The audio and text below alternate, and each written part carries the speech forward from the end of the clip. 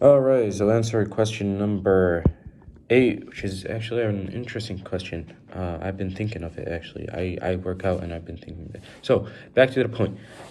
Question number 8.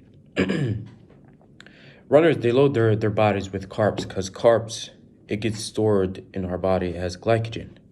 And eventually this glycogen is going to be broken down into glucose when needed. So when we need the energy in the glycogen, we're going to break it down into glucose. And then from glucose, we're going to either go through a aerobic or anaerobic methods to produce energy, to produce ATP from breaking down the glucose and from breaking down the glycogen to glucose and then breaking down the glucose as well.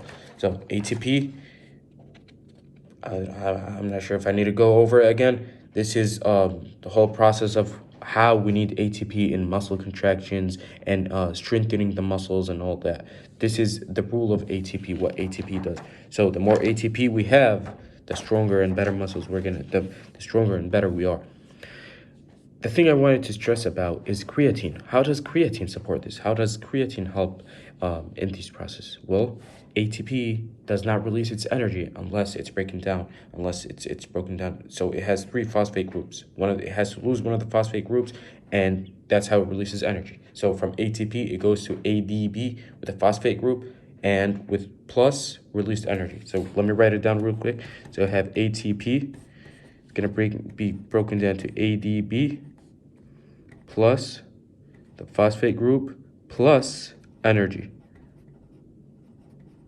Here it is. So we have ATP, it breaks down to ADP, phosphate group, and energy. So it lost a phosphate group, right? So where are we going to get those phosphate groups from?